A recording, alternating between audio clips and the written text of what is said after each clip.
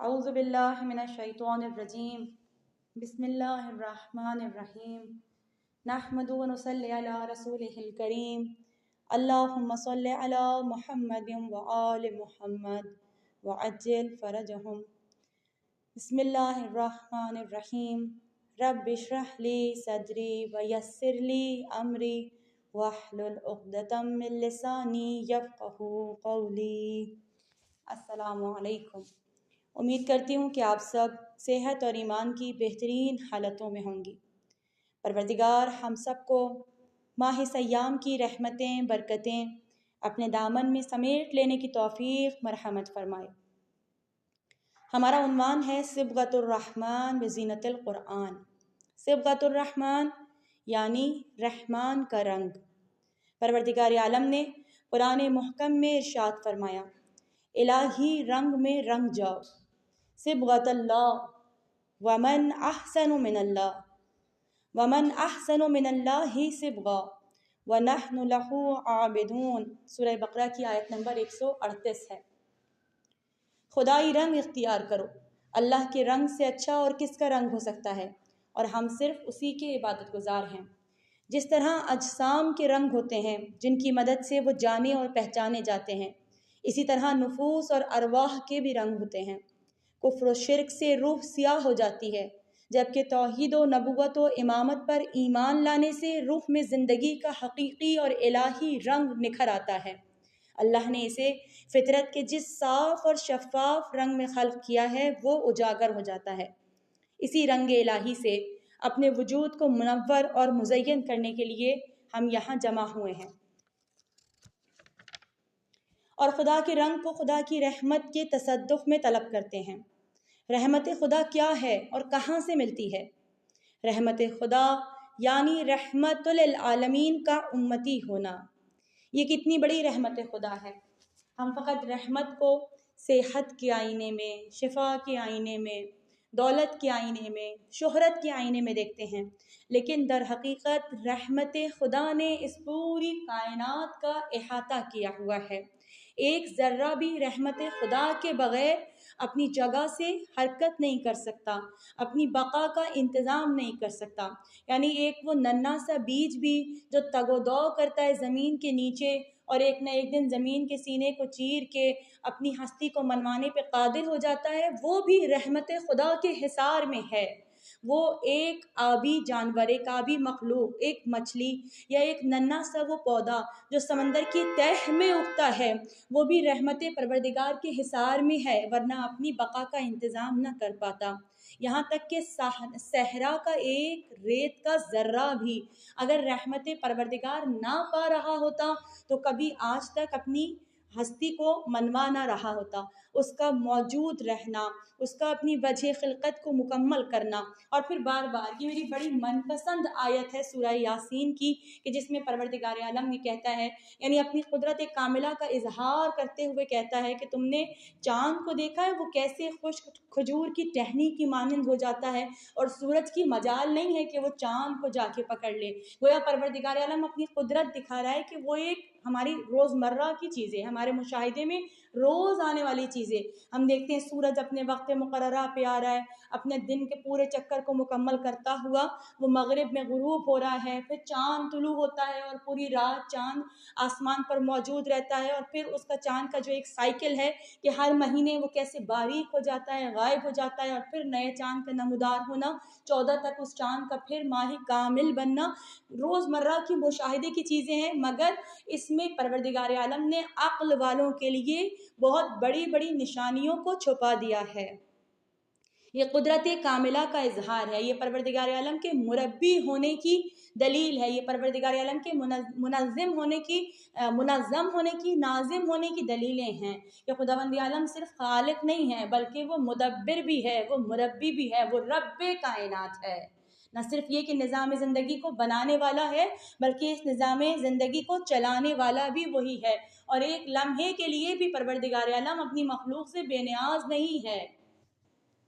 ہر چیز اس کی رحمت کے حصار میں ہے، ہر چیز جو اپنی مقصد خلقت کو مکمل کرتی ہوئی نظر آ رہی ہے وہ رحمت پروردگار کے حصار میں ہے۔ اور خود اگر میں اپنی زندگی میں دیکھوں، اگر ہر انسان ہر انسان، وہ جو مسلمان ہے، جو جناب رسول خدا صلی اللہ علیہ وآلہ وسلم کا امتی ہے، اس کے لیے ہر چیز سے بڑھ کر، یعنی اس کی ازدواجی زندگی سے بڑھ کر، اس کے بچپن سے، اس کی جوانی سے، اس کے لڑکپن سے، اس کی صحت سے، اس کے رزق مادی سے بڑھ کر جو اس کے لیے رحمت پروردگار ہے، وہ کیا ہے کہ اس کی وہ نسبت جو اس کو رحمت للعالمین سے حاصل ہے، وہ نسبت جس کے لیے جناب موسیٰ دعا کرتے ہوئے نظر آتے ہیں، وہ نسبت جس کے لیے جناب عیسیٰ دعا کرتے ہوئے نظر آتے ہیں، کاش میں رسول کا امتی ہوتا، میں رسول اللہ کے دور رسالت میں ہوتا، میں ان کے عہد میں ہوتا۔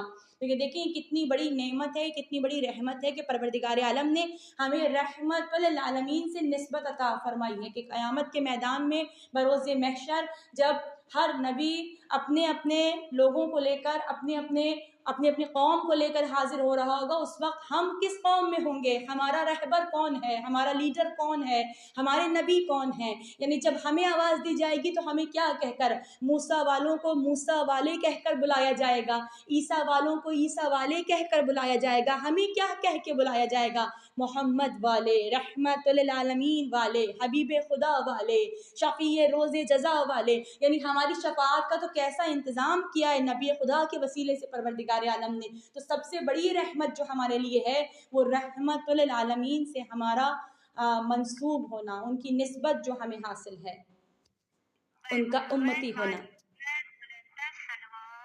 اللہم صلی علی محمد وآل محمد وعجل فرجہم۔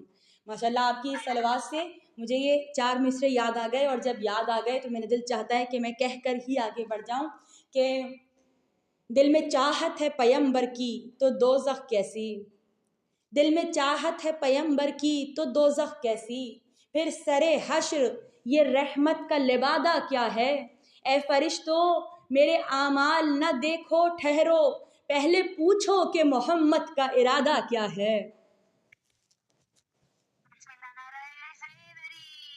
یا علی یا علی اللہم صلی علی محمد وآل محمد وعجل فرجہم۔ ماشاءاللہ سلامت رہیں آپ سب۔ رحمت خدا یعنی رحمت للعالمین کا امتی ہونا، رحمت خدا یعنی علوی ہونا۔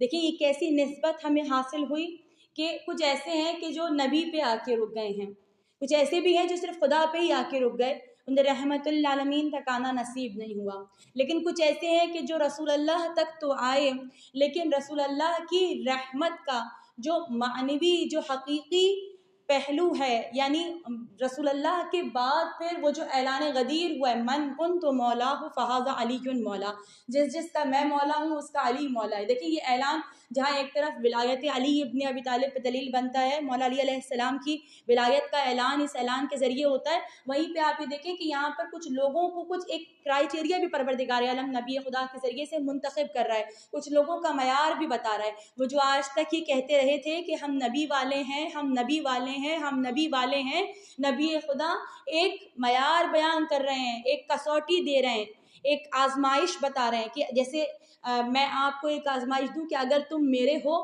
تو آگ پہ سے چل کے مجھ تک پہنچو، مثال دے رہی ہوں آپ کو، اگر تم میرے ہو تو آگ پہ سے چل کے مجھ تک پہنچو۔ نبی خدا بیان کر رہے ہیں کہ ابھی تک تو تم کہہ رہے تھے نبی والے ہو، نبی والے ہو، نبی والے ہو، اگر تم میرے ہو تو پھر علی کی ولایت کا اقرار کرو، یہ وہ کسوٹی ہے جو یہ ظاہر کرے گی کہ تم واقعی محمدی ہو یا نہیں ہو، تم واقعی نبی سے منسوب ہو، فقط تمہارا دعویٰ زبانی ہے یا تمہارا دعویٰ جو ہے اس پہ تمہارا دل بھی تمہارے ساتھ ہے، تمہارے اعضاء و جوارح سے بھی تمہارا ایمان ظاہر ہوگا، تمہارا عقیدہ کتنا کامل ہے، تم میری بات پہ کتنا یقین کرتے ہو۔ ورنہ تو کافر اور مشرک بھی کہتے تھے، جب نبی خدا نے کہا کہ اگر میں تم سے کہوں کہ پہاڑ کے پیچھے سے لشکر آ رہا ہے تو کیا میری بات مانو گے، تو وہ کہنے لگے کہ ہاں ہم نے آپ کو کبھی جھوٹ بولتے ہوئے نہیں دیکھا، اگر آپ کہہ دیں گے کہ لشکر آ رہا ہے تو ہم مان جائیں گے کہ لشکر آ رہا ہے۔ جو یہ مان گئے تھے کہ لشکر آ رہا ہے بغیر دیکھے، ٹھیک ہے، وہ کافر و مشرک۔ ایک آپ ان کا طریقہ دیکھیں، دوسرا یہ طریقہ وہ لوگ جنہوں نے خدا کو نہیں دیکھا، جنہوں نے جنت کو نہیں دیکھا، جنہوں نے جہنم کو نہیں دیکھا، جنہوں نے پل صراط کو نہیں دیکھا. اب یہ تھوڑا سا رتبہ نا بڑھ گیا. وہ کافر و مشرک تھے، اور اس کے بعد وہ جنہوں نے کہا لا الہ الا اللہ، جنہوں نے کہا محمد الرسول اللہ، ایک مرتبہ آگے ہو گیا، رتبہ بڑھ گیا. ان کا معیار کیا بنا؟ انہوں نے جنت نہیں دیکھی، جہنم نہیں دیکھی، پل صراط نہیں دیکھا، میدان محشر نہیں دیکھا، عالم برزخ نہیں دیکھا، فرشتے نہیں دیکھے، ملک الموت نہیں دیکھا، لیکن اللہ نہیں دیکھا. لیکن جب نبی نے کہا کہ اللہ ہے تو مان لیا کہ اللہ ہے. جنت، جہنم، پل صراط، میدان محشر، قبر کی تمام چیزیں، منکر اور نکیر، یہ سب کچھ مان گئے. کیوں؟ کیونکہ نبی خدا نے بیان کیا تھا. تو اب ان کا معیار بلند ہو گیا. پھر اس کے بعد جب نبی خدا نے اب کرائیٹیریا بنایا، اب معیار دیا، اب کسوٹی بنائی، من کن تو مولا ہو فہذا علی مولا. ابھی تک جو مان رہے تھے وہ تمام کا تمام تمہارا ایمان اس بات پہ آ کے رکا ہوا ہے کہ علی کو بھی مانتے ہو یا نہیں. یعنی جب پروردگار عالم اس آیت کے اعلان کے بعد یہ کہے کہ الیوم اکملت لکم دینکم واتممت علیکم نعمتی، تو یہ اعلان صرف اللہ کے لیے نہیں ہے کہ اس نے دین کو مکمل کر دیا ہے، بلکہ پورے عالم اسلام کے لیے ہے. جو چاہتا ہے کہ اپنے دین کو چیک کرے کون سے درجے پہ پہنچا ہے، اپنے ایمان کو چیک کرے کہ اس کا ایمان کون سی منزل پہ کھڑا ہوا ہے، وہ پھر اپنے آپ کو غدیر کے میدان میں رکھ کر سوچے کہ میں کہاں پہ ہوں. اگر میں علی کے ساتھ ہوں تو میں مصطفیٰ کے ساتھ ہوں، تو میں خدا کے ساتھ ہوں، تو میں اہل اسلام ہوں، تو میں دین پر ہوں. اور اگر میں علی کے ساتھ نہیں ہوں تو پھر نہ میں اللہ کے ساتھ ہوں، نہ رسول کے ساتھ ہوں، نہ دین پہ ہوں، نہ اسلام پہ ہوں. ٹھیک ہے؟ یا علی یا علی، ماشاء اللہ، سلامت رہیں. اللہم صلی علی محمد وعلی محمد وعجل فرجہم. رحمت خدا یعنی علوی ہونا، رحمت خدا یعنی فاطمی ہونا، رحمت خدا یعنی امامی ہونا، رحمت خدا یعنی حسینی ہونا، رحمت خدا یعنی مہدوی ہونا. یہ کیسا سلسلہ ہے؟ ہمارے علاوہ کسی اور کو یہ سلسلہ حاصل ہی نہیں ہے. یعنی کوئی اگر اپنے آپ کو کسی کے آباء و اجداد میں سے اگر کوئی ایک نامور ہو جائے نا تو صدیاں صدیاں اسی ایک نام کو لیتی رہتی ہیں، ان کے پاس پھر دوسرا نام اس معیار کا ہوتا ہی نہیں ہے. مگر اے مکتب تشیع، تمہارا معیار پروردگار عالم نے کتنا بلند کیا ہے. تمہارے پاس ہر ایک نام ایک سے بڑھ کر ایک نظر آتا ہے. جہاں آپ اپنے آپ کو محمدی کہیں تب بھی سر فخر سے بلند ہو جائے گا، پھر جب خود کو علوی پکاریں تب بھی سینہ فخر سے چوڑا ہو جائے گا، پھر جب خود کو فاطمی کہیں تو احترام سیدہ میں نگاہیں پھر سے جھکنے لگیں گی، جب خود کو حسنی حسینی کہہ کے پکاریں تو پھر حق و باطل میں تمیز کرنے کے جو ایک خاص طریقہ آپ کو حاصل ہو جائے گا وہ کائنات میں کسی اور کو حاصل نہ ہو سکا.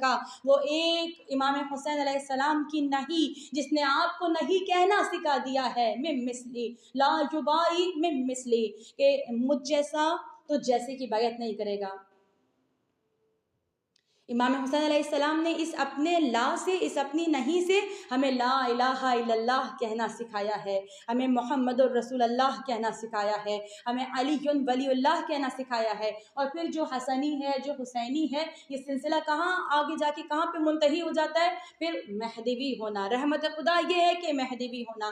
آج ہمارے زمانے کا امام جناب امام زمانہ اجل اللہ تعالیٰ فرجہ الشریف، جو رسول خدا سے ابنیت کی منزل رکھتے ہیں، جو رسول خدا سے جو وارث بھی ہیں، جانشین بھی ہیں، ان کے خلیفہ بھی ہیں، ان کے وصی بھی ہیں، ان کے ولی بھی ہیں. دیکھیں نا سلسلہ پورا جا رہا ہے نا یہ ایک آگے تک. اب امام زمانہ جو ہیں ہمارے امام صاحب العصر والزمان ہیں، ایک ایسا امام جو آج رحمت للعالمین کی رحمت کو جس کے ذریعے، جس کے وسیلے سے کائنات میں پھیلایا جا رہا ہے، آج تک رحمت للعالمین کی رحمت جس کے وسیلے سے کائنات میں جا بجا موجود ہے، جس کے وجود پاک سے آج بھی زمین منور ہے اور ہدایت پانے والے ہدایت پاتے رہیں گے. جو سنن و شریعت کا نفاذ کرنے والا ہے، جو حق کے جھنڈے کو بلند کرنے والا ہے، جو باطل کو نیست و نابود کرنے والا ہے، وہ کون ہے؟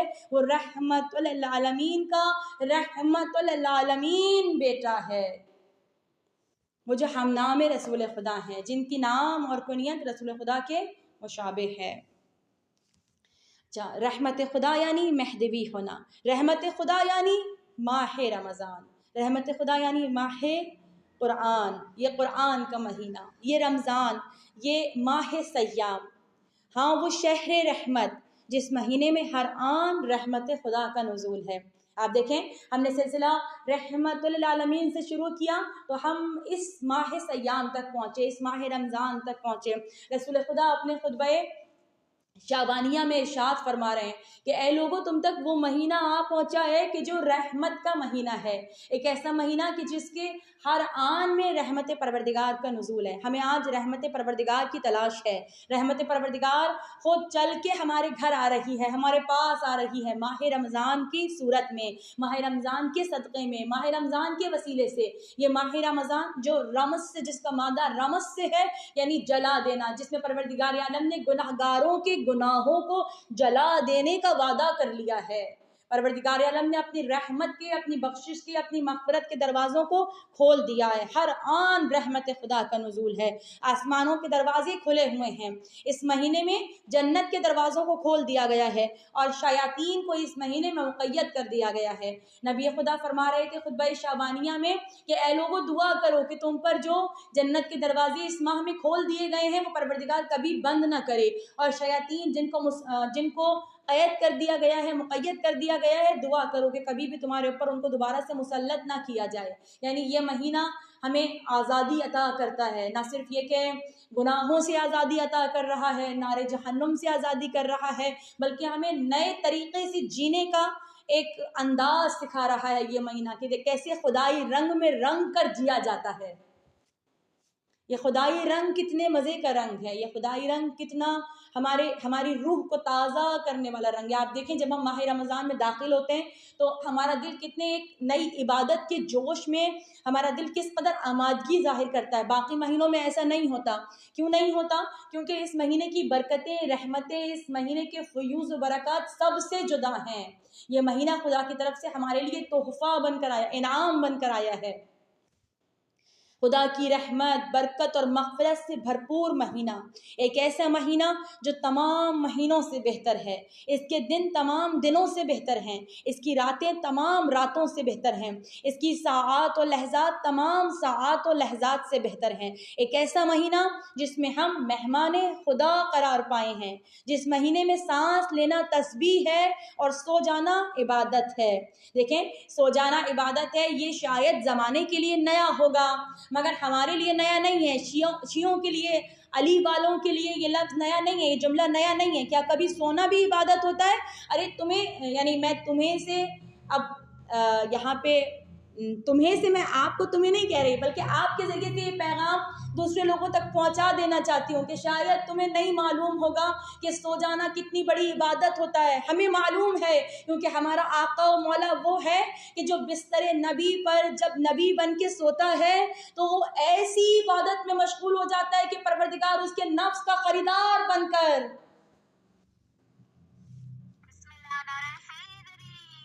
یا علی اللہم صلی علی محمد وآل محمد وعجل فرجہم۔ یہ چار مصرے یاد آتے ہیں آپ کے نعرے پہ ماشاءاللہ کہ کب کوئی واقف اسرار جلی بنتا ہے، مردے ٹھوکر سے جلائے تو ولی بنتا ہے، کوئی شخص شب ہجرت بڑے آرام کے ساتھ بستر موت سجائے تو علی بنتا ہے۔ یہ ہمارا آقا و مولا جن سے یا علی یا علی اللہم صلی علی محمد وآل محمد وعجل فرجہم۔ اگر آپ کو دیر نہ ہو رہی ہو تو میں چار مصرے اور پڑھوں۔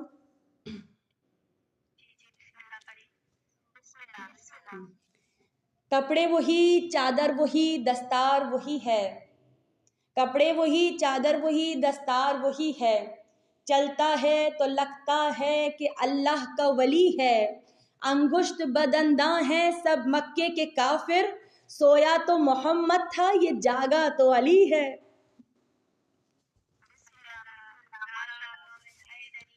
یا علی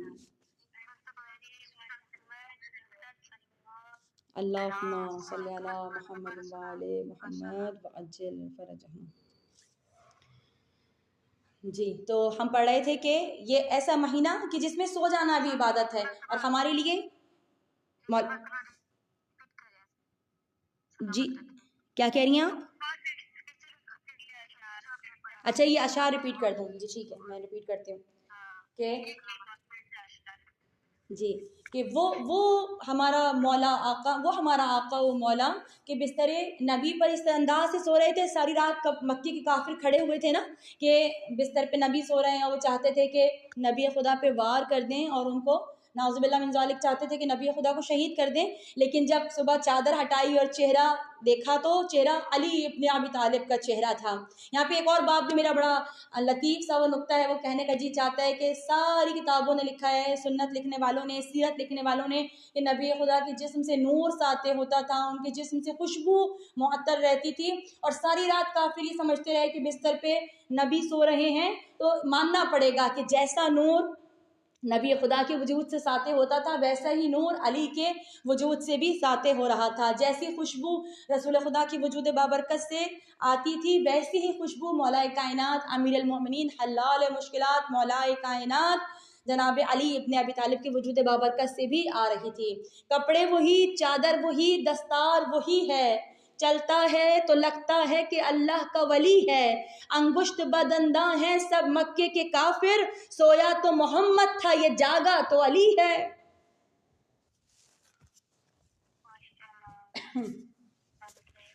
جی، تو ہمارے لیے یہ نئی بات نہیں ہے. کیا سو جانا بھی عبادت ہوتی ہے؟ ہاں، ہمارا آقا و مولا ہمیں ایسی عبادت کر کے دکھا چکا ہے، اور مسلسل نبی خدا نے، مولا کائنات نے ماہ مبارک رمضان کی ساعتوں کے بارے میں مسلسل بیان دیا، مسلسل آپ کے خطبات اور وہ مسلسل تواتر کے ساتھ جو روایات ہم تک پہنچی ہیں تمام اماموں کی، وہ یہ کہ اس مہینے میں سو جانا بھی عبادت ہے، اس مہینے میں سانس لینا بھی، روزے دار کے لیے سانس لینا بھی تسبیح شمار کیا جاتا ہے.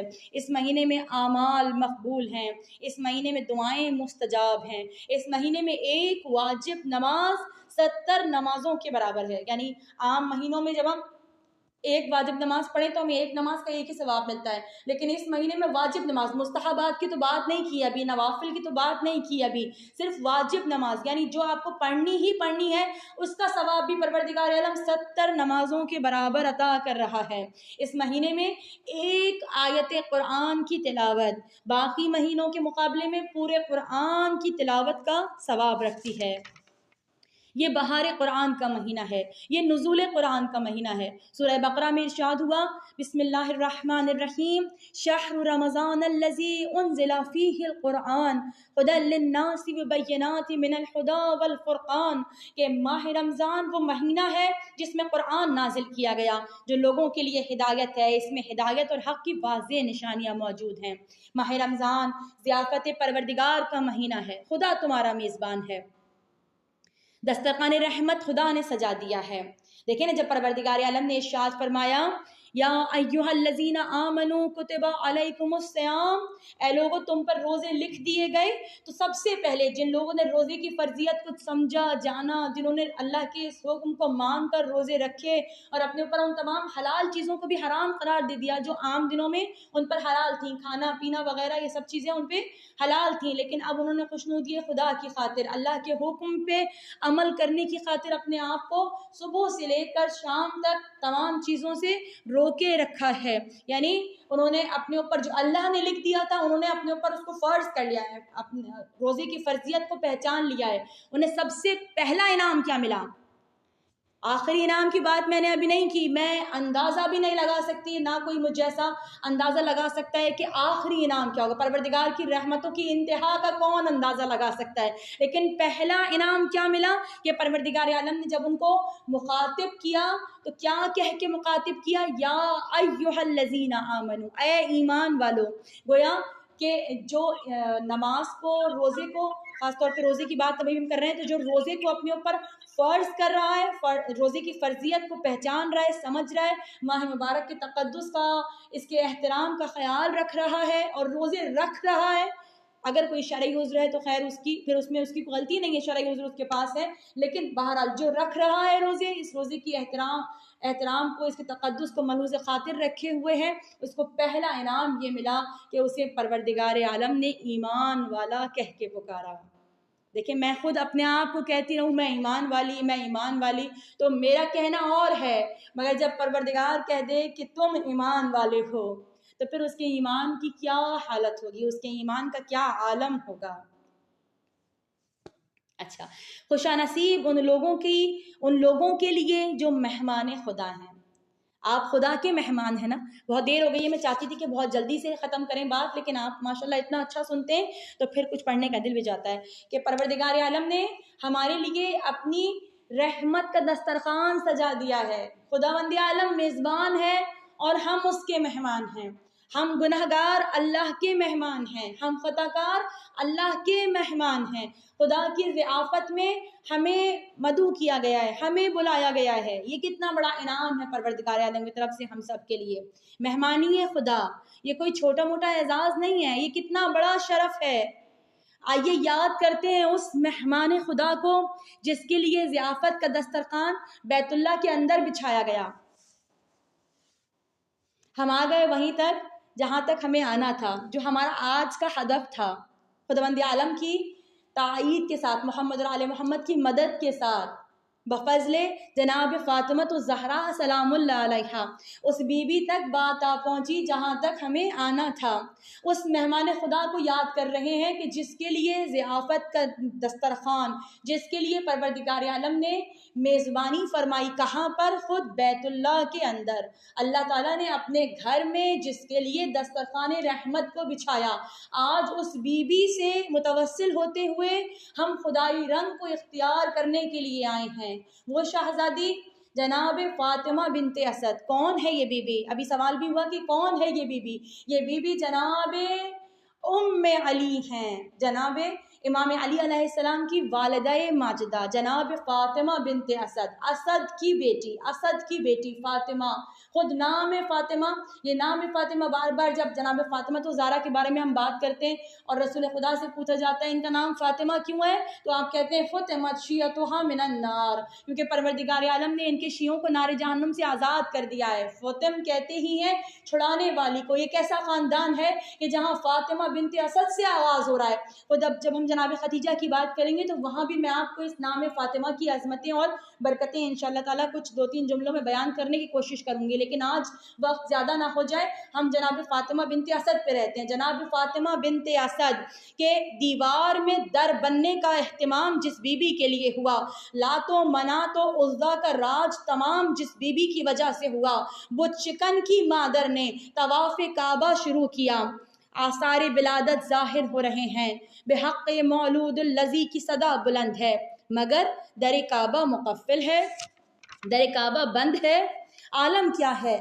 عالم یہ ہے کہ حوروں کے گیسوؤں سے مسلح بنے ہوئے، پھر ان پہ کہکشاں کے ستارے چنے ہوئے، موج درود میں وہ ملک سر دھنے ہوئے، پہلے نہیں یہ گیت کسی کے سنے ہوئے، رتبہ ملا وہ محفل سدرہ جبین کو، جھک جھک کے آسمان نے دیکھا زمین کو، لیکن در حرم تو مقفل ہے اس گھڑی، بنت اسد یہ دیکھ کے واپس پلٹ پڑی، نازل ہوئی فلک سے وہ الہام کی لڑی، آئی صدا نہ جا گل عصمت کی پن کھڑی، دیوار در بنے کے زمانے میں دھوم ہو، ظاہر کمال مادر باب علوم ہو۔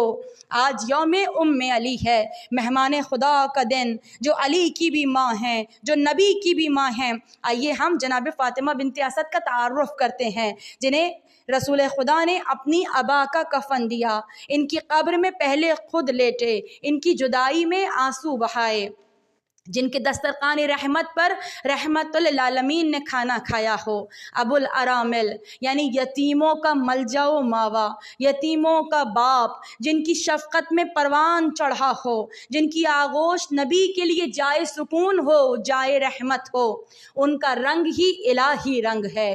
قرآن نے ان کا قصیدہ پڑھا، علم یجد کا یتیمم فآوا، یہ حقیقت ہے کہ پالنے والے اپنا رنگ عطا کرتے ہیں۔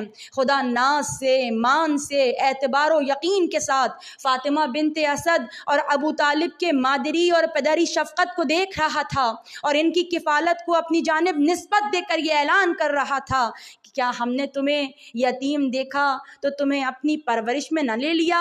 تمہاری کفالت کا کام کیا ہم نے ہی انجام نہ دے دیا؟ اے یتیم ابو عبداللہ، اے یتیم آمنہ، تم گود میں ابو طالب کی ہو، تم گود میں فاطمہ بنت اسد کی ہو، لیکن فاطمہ بنت اسد کے کام کو خدا نے اپنی جانب نسبت دے کے اعلان کیا ہے، وَمَنْ أَحْسَنُ مِنَ اللَّهِ صِبْغًا، اللہ کے رنگ سے بہتر کس کا رنگ ہو سکتا ہے؟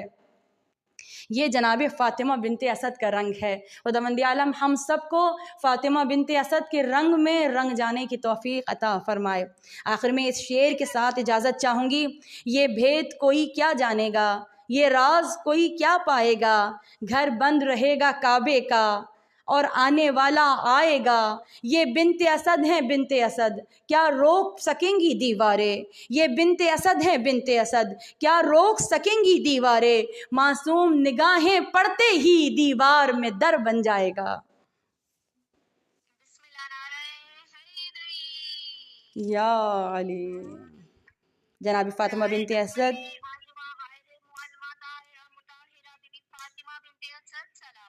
اللہم صلی علی محمد وعلی محمد وعجل فرجہم۔